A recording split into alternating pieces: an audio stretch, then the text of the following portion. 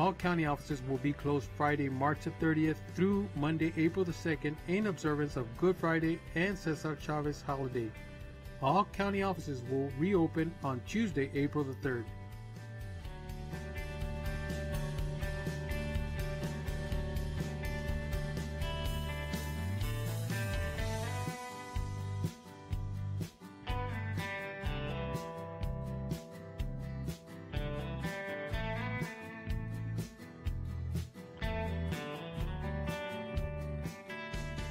Commissioner Andrew Haggerty would like to invite you to his weekly breakfast meeting that takes place every Wednesday at 7:30 a.m. at Danny's Diner, located at 4690 Trans Mountain Road. Every week he has a different speaker who will be discussing topics of interest for the community. So if you live in the Northeast, West Side, or anywhere else in the county, come and join us for the breakfast meeting.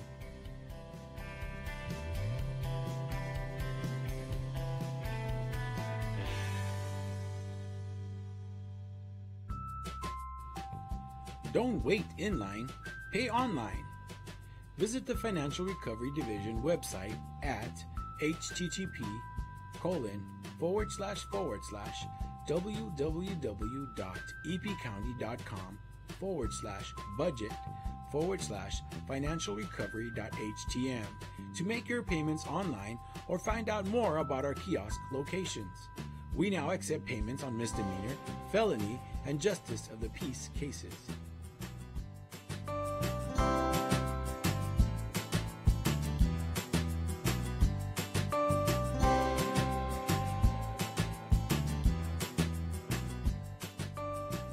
You can now watch Commissioners Court meetings on YouTube.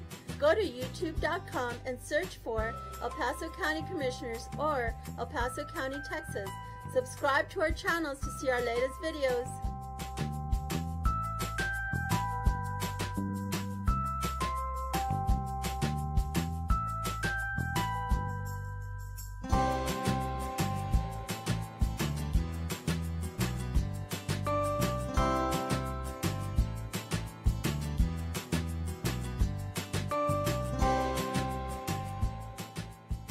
Did you know that you can save money on the cost of your medications? And doing so is easy.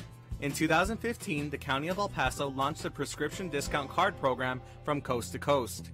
The cards are available to all El Paso County residents free of charge and everyone qualifies. You can pick up a card at any county office location, Walgreens, Walmart, CVS, or Target pharmacies, or simply print the card at www.coastrx.com. Happy savings!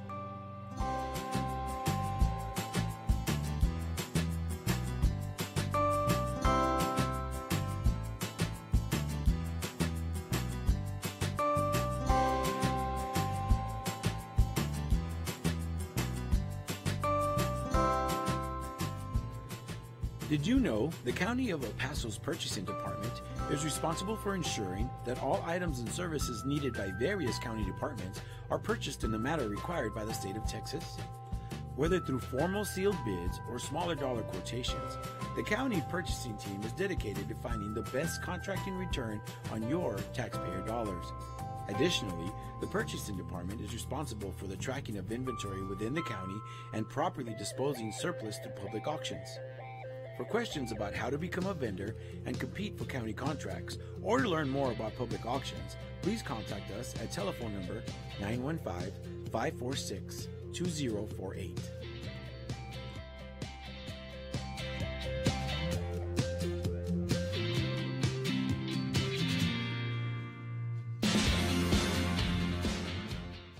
The 346 District Court Judge Angie Juarez Barril started the El Paso Veterans Treatment Court program in 2012 for veterans and active service members that have been arrested and charged with a felony or misdemeanor criminal offense. To be considered for this specialty court, the statutory criteria includes be a veteran or current member of the United States Armed Forces, including a member of the Reserves, National Guard, or State Guard, and suffer from a brain injury, mental illness, or mental disorder, including PTSD, or be a victim of military sexual trauma, all occurring or resulting from military service. Call Sylvia Serna, Veterans Program Director, at 915-546-2119, or email her at sserna@epcounty.com for any information.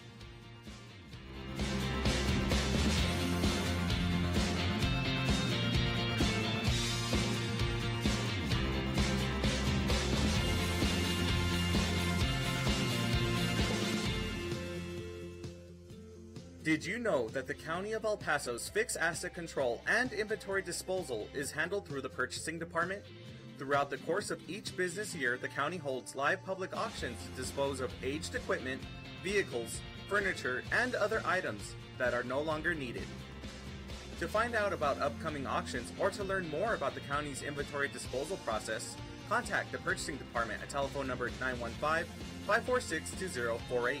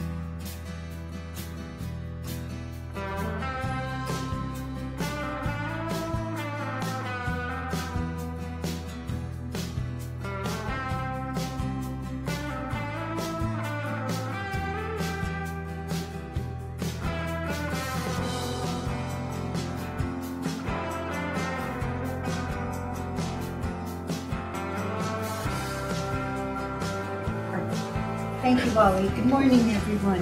Today is Thursday, March 22nd, 2018. Commissioners Court is meeting in special session at 9:31 a.m. Regular agenda, item 2. Receive presentation from the Economic Development Department regarding new prospect project reporting using newly acquired software, Impact Dashboard. Morning. Good morning, Judge. Good morning, Commissioners. Jose Quiñones, with the Director of Economic Development. Joining me on my right is Arturo Marquez, Economic Analyst. I'm going to turn it over to him, who's going to give us a quick overview of what this new software means to us. And basically, he's just going to outline how simple it is for us to work with this software and for you all to understand it. Good morning, Judge and Commissioners. Arturo Marquez with the Economic Development Department. And this is just a quick overview of what the new software is going to allow us to do with the new projects that are coming in with 381s. So the software was actually approved for procurement back in January. This is going to be we're going to start implementing the new reporting on the new 381 projects. So if we look at here, this is what the report is going to look like. This is just a summary report. There are two portions to it. There's a summary and a detailed report. We're just going to go through the summary report today. So some of the things are new, some things are still the same. Some of the things that are new are going to be new additions to categories that we have not seen before in the reporting. But we're going to start off with what is familiar, what is similar to the other ones. So job creation and salaries, we're still going to keep the same. We're going to be reporting on the salaries and the job creation. This is going to be mostly identified through the economic multiplier. So what that happens, or how this is going to be interpreted, is that for every job position that is created, there's going to be a multiplier, meaning that there's going to be additional jobs backed up whenever we bring in new jobs. Same with salaries. As salaries are presented in the new projects, this is also going to affect already existing jobs in the communities, and this is how it's represented in the report. So if you look at the job creation portion, you see a direct number there. In this example, I just show 500 jobs. I zeroed it out just for the example purposes, but right underneath it where it says spin-off, this is where you'll see the jobs that are affected in the community. The same goes with the salaries. The direct salaries, this is the average wage that we usually get supplied with the numbers by the applicant. And again, the spin-off is the number that's going to be created off of these salaries. Okay. Now, what is new here is the capital investment. The capital investment is going to show something that we haven't seen here before in terms of terminology, and this is called the FF&E, the fixed fixtures and equipment. This is actually just real property. It's just new terminology just based on the software, but this is all still the same. Okay. So the capital investment is going to allow us to look into 4 different categories. And allow us to look into land, if the applicant is going to be purchasing the land. The real property, the FF&E, which is going to be the fixed fixtures and equipment. The inventory, which is something that we're not usually going to be seeing in any projects, but it is there if we need to. And then there's another category on top of it. And this is what's so great about it, that it breaks it down a little bit further. We have inventory separated from FF&E, which is other than inventory, that's considered personal property. And then another new category here is the residential deviation. This one is actually an interesting one. We've been working with a company that supplied us with the software, and what this does is that it estimates people that are going to be introduced into the community as we bring these new jobs into El Paso. So this is based on the percentage, and say for example we bring in 500 jobs. We're estimating that 20% of those 500 jobs are going to be people from outside of this region relocating into El Paso. So when you're reading this portion, this is what that means. The 100 new relocations is estimating those new people that are coming into El Paso. Okay, and right below it, you'll see a portion where it says the 10-year benefit. Now, this is going to allow us to work with the different communities, whether it's San Elizario, Socorro, Anthony, or Vincent.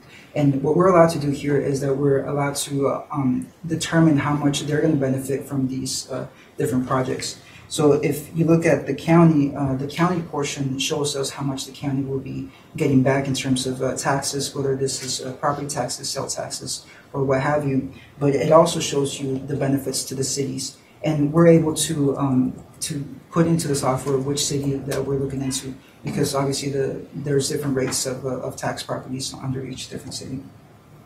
And this also goes along with different school districts and other taxing entities. So we're able to manipulate the data in terms of what it is that the whole community is getting back with each project.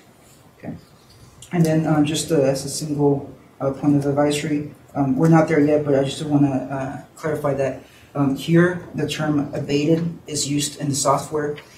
They are kind of like a static I guess, definition on that term.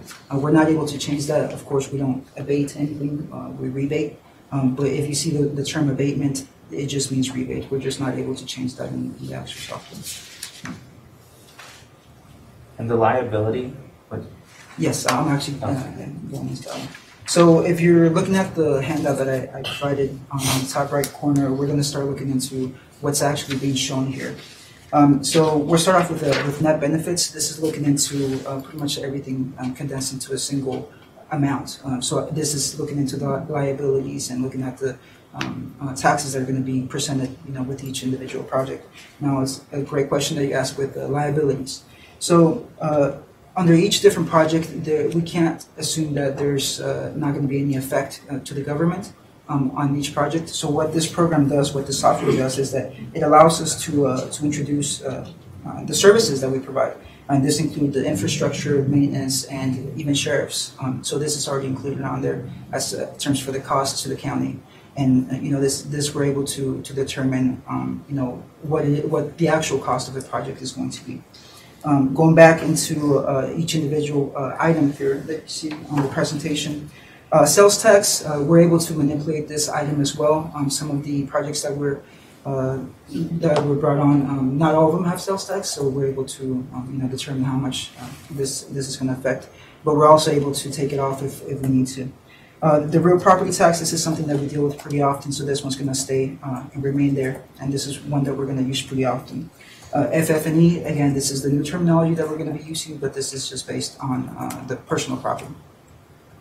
Inventory, again, this is something that we don't usually or have not used in the past in the previous agreements, but it's there if we need to. So it's a benefit that's added on there, and we can again use this whenever we encounter that situation. I've zeroed it out in this example again just because based on previous examples we just never used tax on inventory. Okay. The new resident property taxes. So this one again goes back to the other new item that we're looking into, and that's the expected new population that's going to be coming in with each different project. So this is just an estimation based on however many jobs are created, amounts to how many people we expect to come into El Paso, and then again this is just based on the estimated property taxes that are going to be created from this. And then any other miscellaneous taxes, this is considering, pretty much anything else that could be applied here in terms of taxes. Okay. And then the cost of government, this is what I was just talking about in terms of what it will cost us as a county in order to provide, security and infrastructure to the new development if this is going to create new development. Okay. All right. Now we're moving on to the charts, which is going to be the most helpful for when we're evaluating these projects. The first chart on top is just pretty much a summary of what we just went through of the benefits to the county as a whole. This is just looking at the property taxes that are going to be created and looking at the cost in terms of the cost of the county. That one is just a visual, just an additional backup for the first portion. The bottom portion, here's where it gets a little bit more interesting. So the bottom portion actually shows the net benefit in terms of the actual tax abatement or rebate that we offer to each applicant. So here you're actually going to be able to see in terms of numbers, financial numbers, what the county or how the county is going to be benefiting from each individual project. So the liability here, shown on here, is actually the liability to the company. So the company, what taxes they're going to be owing to the county. So in terms of the county tax or cash inflow, this is what we're going to be receiving. Okay, and the abatement, of course, again, this is again rebates, not abatement.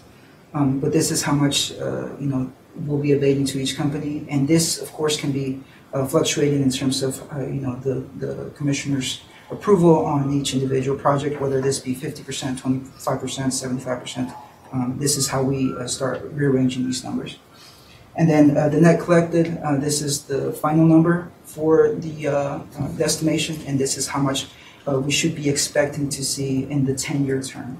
So each report, this is based on a 10-year term, and this at the end, the number is just how much we're going to be or should expect to see. Now, of course, we are looking at 10-year terms, so we cannot say that the amount is going to be the same if we had it today. So this leads us back to the first portion of the report where it shows us the present value. So we're taking into account all future inflows, but taking it as a present value. So in this example that I provided here for you, the net benefits is $225,804 in terms of a 10-year project. But in today's money, that's actually only worth $169,927. So. And again, this is just the summary report. There is a more detailed report that will be available whenever we present these to you. If there are any questions in terms of what rates we've used and what multipliers that we've used throughout each of these calculations, they should be available, or they will be available, I'm sorry, they will be available to be given to you at each individual reporting. And the liability, sorry, in the chart, I may have misunderstood. I thought that was infrastructure maintenance, sheriff's on our side, but that's the business's liability. Applicant's property tax liability there. The cost of government services, the section that you're talking about, would actually be on this paper. It's up here where it says, right. So liability is what they would pay in taxes. Yes. Yes, sir. And the abated is what they get back from us, and The incentive. Yes, sir. And how's the cost of government services calculated? This one's it's an estimated model. They again, some of the ones that they mentioned to us when we were reviewing the software includes the. I just wonder what like the methodology is on it. So I would imagine the one thing we'll have to look at, and I don't know whether we have any influence on those, but we'll have to look at where the location of the project is. Because those cost of government services may not be just cost to the county. They may include cost to the city. That is correct. And actually, we're on the detailed report. We're actually able to look at those numbers specifically. I'm more than happy to provide those numbers as it sits on this particular one. But again, as Betsy mentioned, these are going to fluctuate depending on the city, because you are able to change the city. Once you're done with the reporting. Yeah. And of course, the city of El Paso being a higher city will probably incur higher costs. But yeah, I'm happy to provide those numbers for you. So our idea is to provide you all with a really nice dashboard that we can present to you, and you just can look at the report numbers that come out, but we can also provide you a detail. And what's different between this one and the previous one that we've used in the past is that we're actually able to look at the different municipalities now, whereas before we only used to look at the county side. So this will allow us to work with the communities more hand in hand. If they do have 381 or 380 policies available, we'll be able to work with them directly to see how they benefit as well from this. So Arturo, a question. So let's say we get 5 years down the road, this is a 10-year agreement. Can we run this retroactive to say, here's what the expected level was and their expected cost, here's the actual performance, to sort of be like a scorecard? Technically, yes. We have to go back and rearrange the numbers. Right now, as it sits, the tax rate is using today's rate. We just have to go back and retrospect. I think that'd be a valuable tool as well, just to see how well we're hitting the expectations that we're conceiving. Projecting. Right. Mm-hmm. That's a good question. Any other questions? Further questions? Real quick, commissioners, before Arturo and Jose leave, I just want to mention that Arturo is one of our county rising stars. He started off as an intern, has interned in a couple departments here, and now has worked in, been working in economic development for a year. But just very proud of the work he's doing. Thank you. He interned for us and did a great job. And he started in HR. Yeah. He interned for us. No plugs. Not a plug or anything. You can see the separation here. See the separation here. Yeah. And just one last question. So the FF&E is the fixtures and equipment. Yes. And then you have the inventory property tax. So then real property tax is just, we're looking at land and trying to make sure I understand the difference between all of them. Yeah, so the real property is going to be the land itself. That's going to be the actual acquisition if they do decide to go through that route. The FF&E, that's you're talking about stable fixtures, such as the tables here, Personal property. and equipment. Yeah, the personal property. And inventory would be like a warehouse, a fulfillment center that has goods and storage that have value. And because that inventory is transitioning in and out, it's a little bit harder to keep track of, which is part of the reason why we haven't used it in the past, but we have that ability now. FF&E actually stands That's for furniture. Yeah. Furniture. That was bothering me. I was like, did they change the wording since I was in? It's furniture, You and I fixtures, both and went like equipment. that. A little bit. Okay, so yeah, it's like, is this a new world I'm living in? It's still the same. All right. How's furniture fixtures? Something cheesy, something just stable. I know I graduated another 3, but geez. Arturo was testing us. Yeah. Good job. Well, this is really helpful. And so I assume we're going to start to get all of our reports looking like this. A portion of the data will come this way.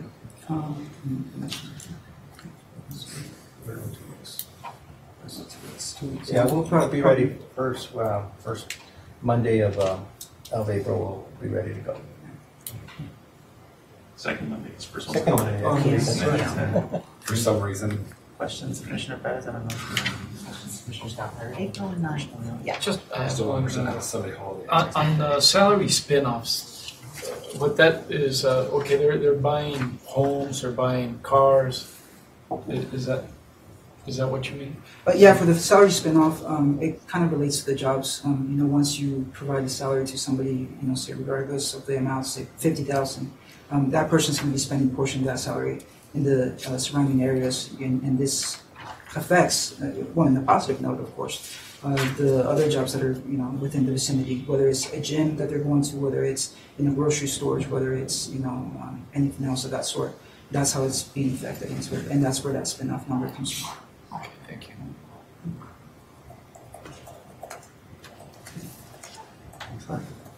Appreciate it. Thank you for the update. Thank you.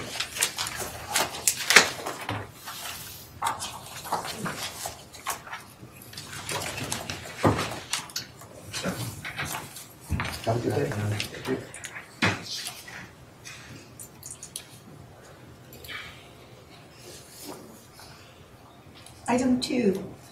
Item 3, receive a presentation from the Public Works Department on the on-site sewage facility order and fee schedule. Good morning. Good morning. Before we start, the congratulations is in order to our newly appointed Public Works Director. So congratulations, Mama. We're really excited. Thank you so much. I am humbled by your trust in me, and I look forward to working with all of you and doing great work that will benefit the community and the people that we serve. Thank you so much. Okay. Good morning, Commissioners. I would like to introduce myself. My name is Ferdinand Sosa. I'm one of 4 environmental health inspectors under the on-site sewage facility program and environmental program. Sorry, I'm a little nervous. In addition to Fermin, I've asked the rest of our team to join us. They've never been here, and I think it would be great for the court to get to know them and them to get to know the court. We have Ida Munoz. She is our supervisor, on-site supervisor. Then we have Blasa Roman. She's one of the supervisors, and Sylvia Garcia. These are the ladies and gentlemen that handle over 500 square feet of the entire, I'm sorry. Miles. No, it's 500 square, oh my God. I'm a little nervous too. Next. It's actually, we handle over 500 square feet, not square feet, I'm sorry. Square miles. Square miles, yes, square miles of the entire county. And so that's over half of the entire El Paso County. And so these 4 members of the division are responsible for on-site and environmental sewage of the area. They're the ones that handle all of that in the cold, heat, rain, snow. Most of their work is in the field. And so they're dedicated to this effort. They spend a lot of time out there, whether it's in providing public outreach or guiding the constituents out there, and at times enforcing, because the priority is to be able to provide a healthy environment for all the people out there in the county. So we'll proceed with our presentation. Okay. We look at the slide here. Okay. The vast majority of the rules that govern OSSFs are, we go by the Texas Health and Safety Code, Chapter 366. We also go under the TAC, which is Texas Administrative Code, Title 30, Chapter 285. That's the one we reference the most. And we also go to the TAC, Texas Administrative Code, Chapter 30, subchapters A and G for licensing. So the County of El Paso is the authorized agent for implementing and enforcing the state of Texas rules related to on-site sewage facilities, or OSSFs. In addition to the state rules, local authorities can adopt more stringent or unique rules to the area, and this is where the sewage facility order comes into play. There must be approved by TCEQ. We just can't do an order. It has to be approved by the state, which is Texas Commission on Environmental Quality, and require the adoption of a sewage facility order to implement rules to help address existing sewage disposal needs and to abate or prevent pollution or injury to the public or of our county. Now, we got some cited references also for the on-site sewage facility compilation, RG 472, in addition to the state rules. There are a few additional rules included in ANRA's order, adopting rules of the Angeline and Neches River Authority for on-site sewage facilities. And I'll provide you a little bit of the history of the sewage facility. The sewage facility order originated in 1979. That was before the state legislature. The last updated version of the county facility order is dated 1996, which is what we are currently using. Although the state law has been modified and expanded since then, its basic intent still remains the same. Prior to 2008, all on-site work was handled by the city through an interlocal agreement. So since then, we've taken over. Norm, I'd like to add something to that, just for those members of the court who are newer. When we took that operation over from the city, we actually reduced the cost of that service by about 50%, but still conducted more commissioning and decommissioning of the sewage lines. I believe we were paying about $432,000, and that kind of sticks out in my mind. And when we took it over, it was reduced significantly to about $176,000. Yeah, since we started. Now, the 1996 sewage facility order, it addressed several items. The first one was registration of OSSF, on-site sewage facilities constructed prior to August 24, 1988. A lot of the property owners would say we want to be grandfathered. So this is what was brought upon the sewage facility order to address. And the OSSFs were allowed to register their tanks to go ahead and comply with TCEQ rules. So this was basically an amnesty period so that all systems could be registered, to allow the people the opportunity to register systems that were not failing, for a cost of $100. And that's still currently in effect. Now, most of those systems are over 30 years old. So we are going to address that with a new facility order. The lifespan of a system tank should be about 20 years, and most of them are 30. So that will be handled as we adopt the new facility order. The next item that was addressed was the minimum lot size for subdivided lots without public water, and this was 1 acre. The next item was to enforce connection to an organized disposal system or public sewer if available. So if a property owner had a failing system and they had access to a public sewer, they were I shouldn't say ordered, but they were requested to connect. If they didn't want to connect, then it would have to be enforced to protect the public safety and the environment. But that was only also if it was feasible, right?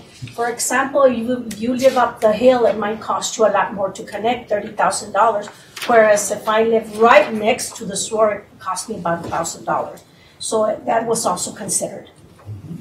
The next item was enforcement to minimum septic tank capacity for a single-family dwelling. We've been running into issues where septic tanks have been too small, especially the very old systems, and they would add on a room, and then another room, and another room, and just add on people. So this would create a nuisance, a public health nuisance. So 1,000 minimum tank capacity was addressed, and it became part of the order.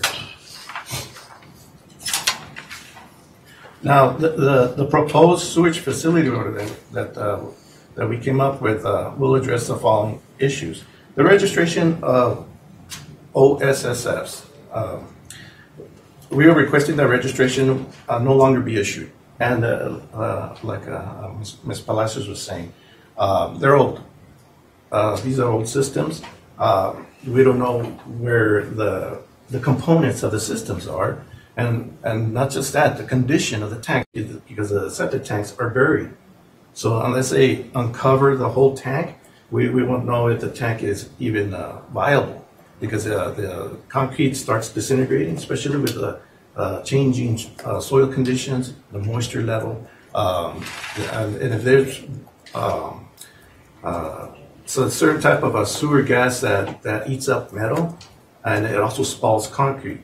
So if the hydrogen sulfide, if it's concentrated enough, it'll start doing this. So we're requesting for this elimination of the registrations. The next item is lot sizes. Okay, under Title I, Chapter 401A, Rule Amendments. I'm sorry, F. It says lots within subdivisions of single-family dwellings platted or created on or after January 1, 1988, served by a public water supply and using individual OSSFs for sewage disposal shall have individual lot sizes with a minimum total lot area of at least 21,780 square feet, which is roughly half an acre. And do you have that? So what will be different is that basically we're going to use the subdivision rules to identify the lot sizes for the new septic tanks. So this will be hand in hand, and it'll work well for us and the constituents also. There'll be one set of rules. And the use of portable toilets. We run into issues where property owners just want to use portable toilets and not install any OSSFs, which is not addressed in the 1996 order. So this will address a minimum amount of time that they can use portable toilets. Because instead of actually building some type of facility, they would rent porta potties. And we still see them even in the junkyards. And so this will take care of that, and they will eliminate that. Even in restaurants and, for example, nightclubs, they have started to use septic porta potties and creating nuisances. So this will address that, take care of it. And how long will the portable toilets be allowed? Only 90 days. 90 days. Yes, sir. The next item is addressing restaurant permitting under Title I, paragraph 405. And it's a special requirements for restaurants or buildings with food service establishments. And it's basically stating that the definition of the restaurants or buildings with food establishments must be prepared by a professional engineer or professional sanitarian.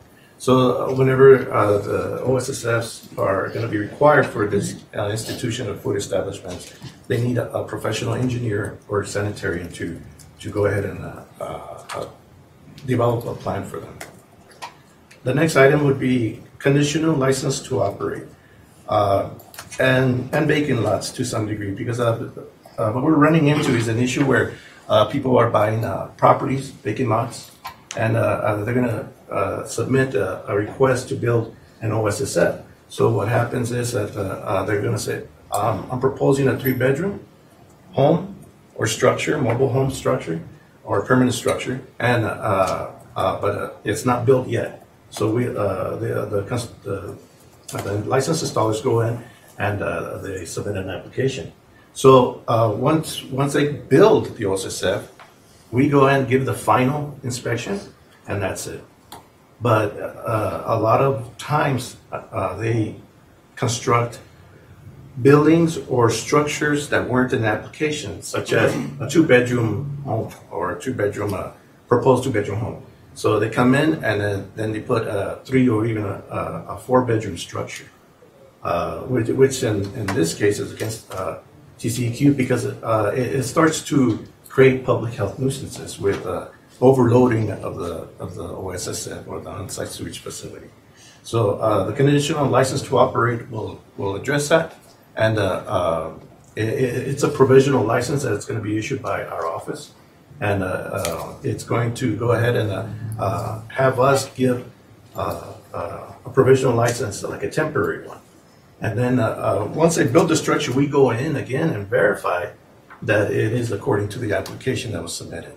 So we go ahead and verify that the structure is what it's supposed to be, because the on-site sewage facility is planned out according to bedrooms, and if it's not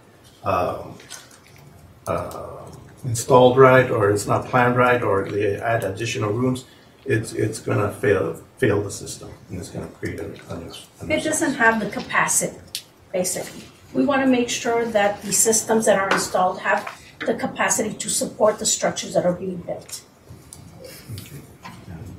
And so I'm going to address the current fee schedule, and I'm going to, when I take it back to the court for approval, it'll be on a separate item. We don't want the fee schedule to be part of the facility order in case there's a need for us to change the fees at a later date. We wouldn't have to go back through the process to TCQ to change the facility order in order to adopt new fees.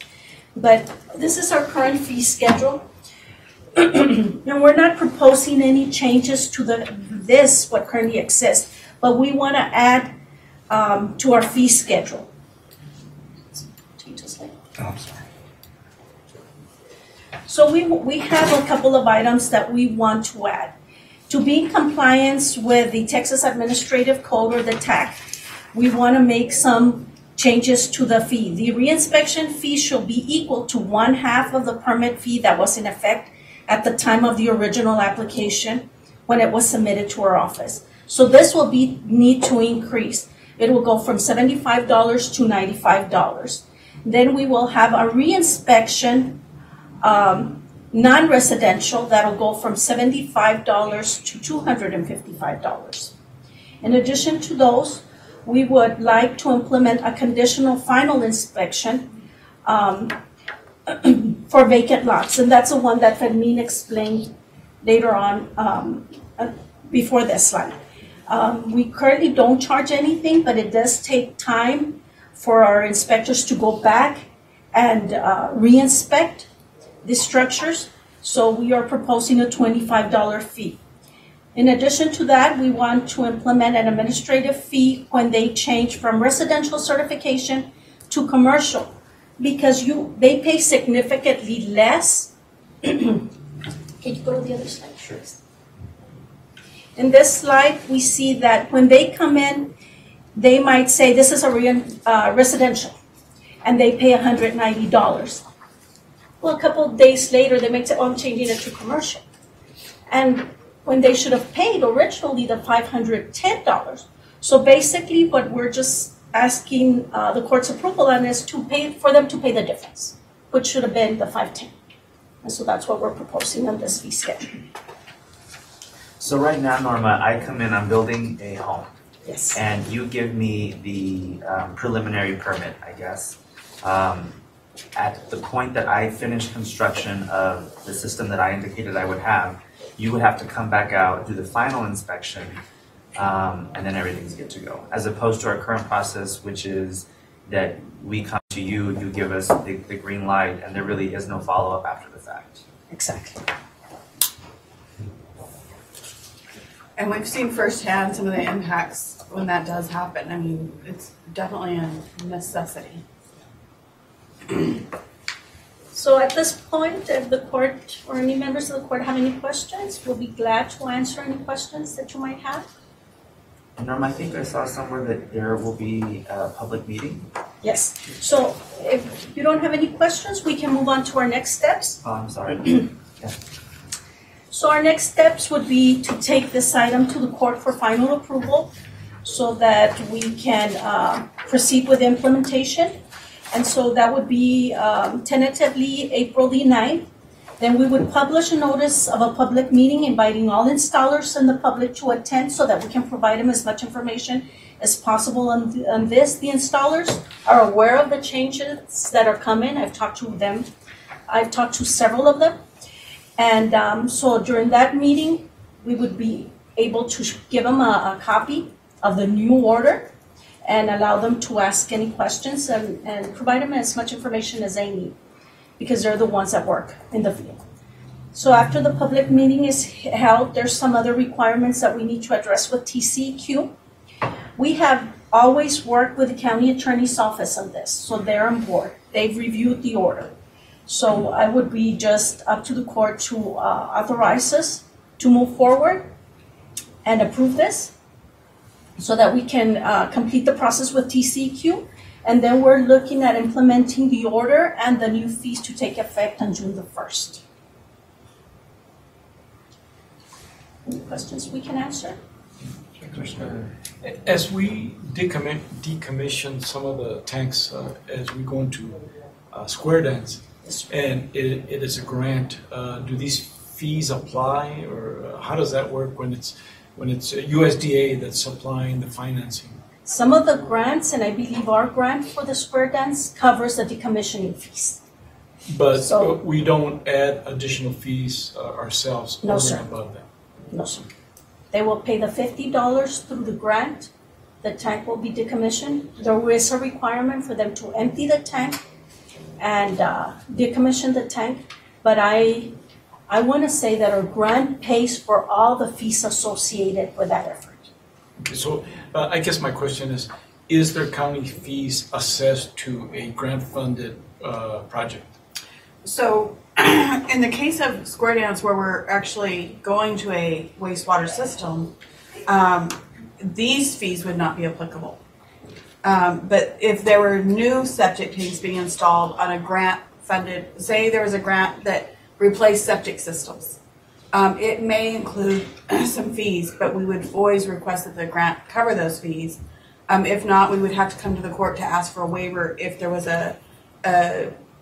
for some public reason that we weren't going to ask the property owner. Thank you. Yes. And Norma, you mentioned that the typical lifespan for the systems was 30 years, but now we're going 20 to 20 years. It's actually about 20 years, but the amnesty periods run 30 years. Okay.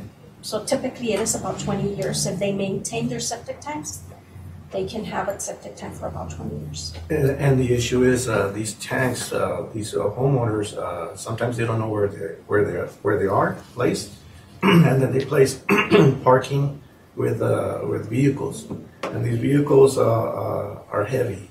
They go over the leach lines, which the leach lines are made of plastic, and they're not buried too deep. So with the additional weight, they'll crush leach lines, and they'll start compacting the soil, and the tank itself will start feeling the duress after so many years of just having a vehicle placed over it. So, depending on the environment that the tank is exposed to, it shortens the lifespan. So typically it is 20. I've spoken to the majority of the installers, and that's what they agree, 20 to 30 years. But we're not requiring people after 20 years to do anything to their system. No. No. If they have failing tanks, then, we'll address it. But we're not asking anybody to do anything. We'll just have a new set of rules, more stringent rules, and the amnesty period goes away. We have some approximate counts on the re-registrations and the new fees, just so we can provide it to Barbara and Mr. Gion's team for FY19's revenue estimates. We can look at that. We don't have them, but we could. Great. Anything else? Thank you so much. Thank you. Just a side note, this project has been I know for at least 3 years. It's been This has been a project for at least Since 3 years. it's Since about 2008. 8 years. Almost 10 years. Yeah. So, thank you. We'll bring it back to the court. Thank you. Thank you. It was very nice to meet all of you. Thank you for your work. Nice to meet you all. Appreciate it.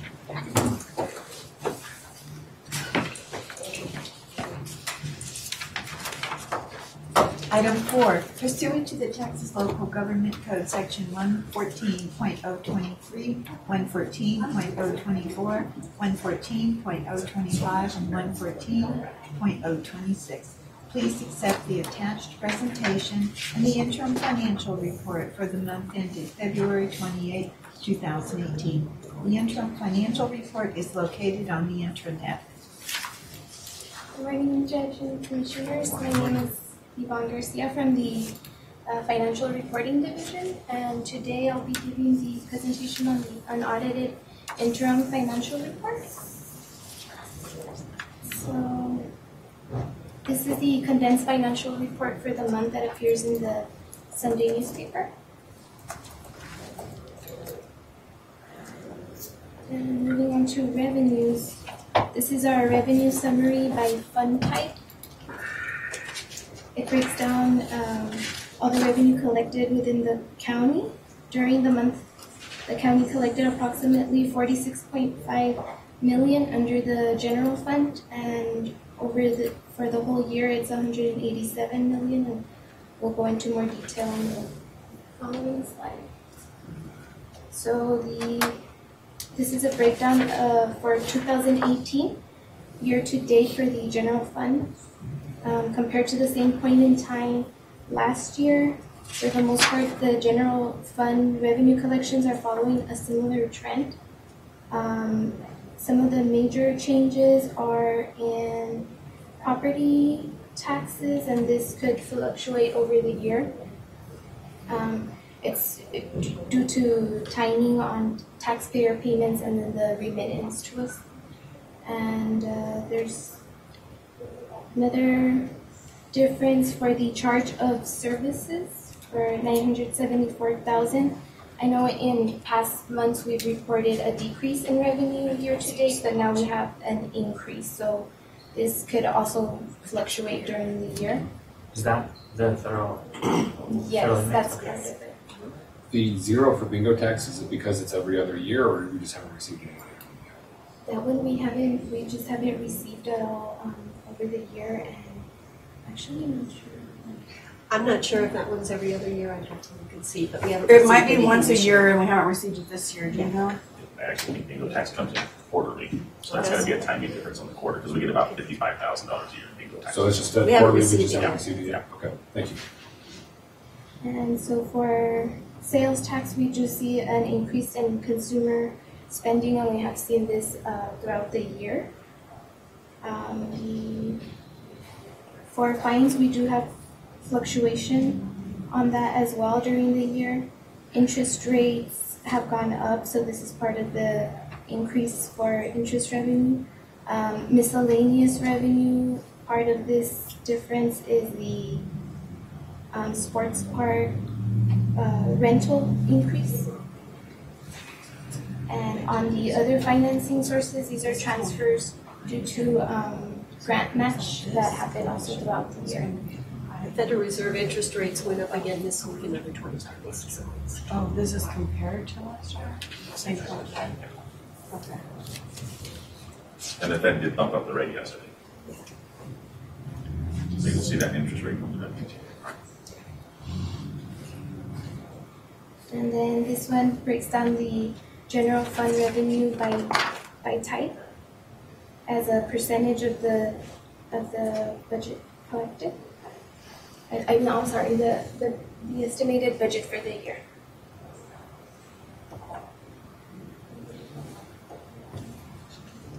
Now we are in fiscal 5. This compares 3 years of the revenue budget evaluations, and we do have our 2 most important sources of revenue, which is property tax and sales and use tax. This is as a percentage of the budget, so we do see a similar trend to 2016 and 2017.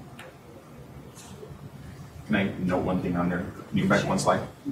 So as you look at the top there, one of the things I want you to be aware of from an analytical perspective, it looks like 2 years ago at 65% and last year and this year at 57% that we're lagging behind as a percentage of budget.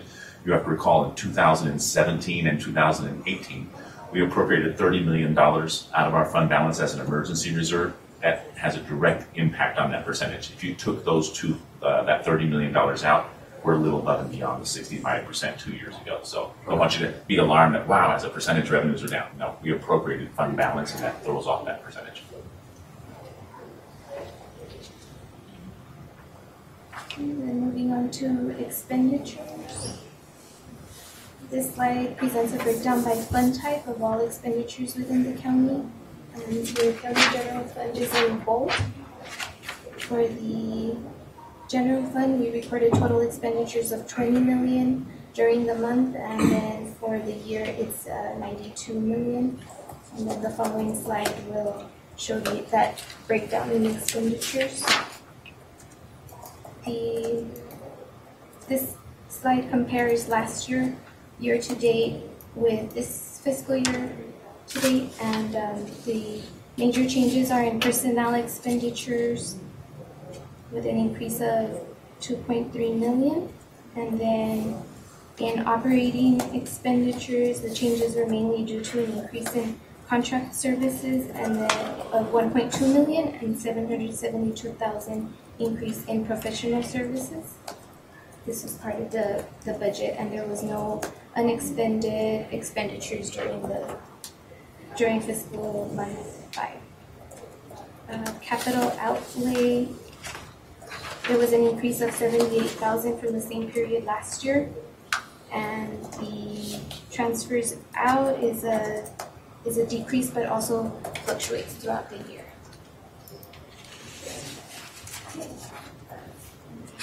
So the following chart shows the fiscal year 2018 year-to-date expenditures compared to 2017, and the chart shows an increase of $3.4 million in fiscal year 2018 year-to-date expenditures.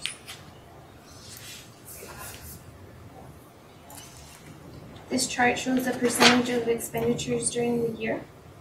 Expenditures are running slightly lower than last year.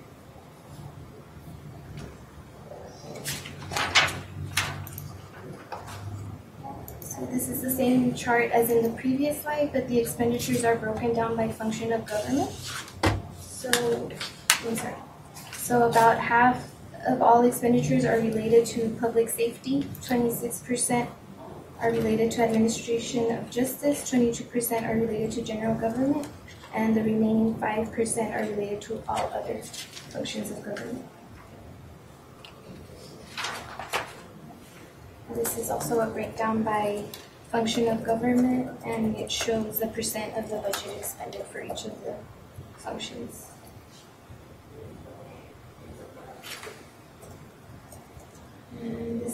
Mr. Dion's financial forecast.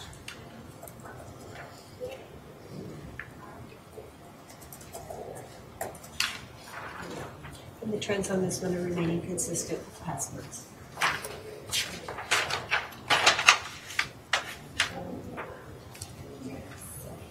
Do you have any questions?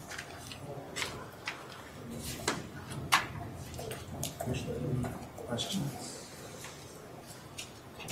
Thank you, we appreciate the presentation. And that completes today's agenda. Would you like to adjourn? That is all. The meeting is adjourned at 10:22. Thank you.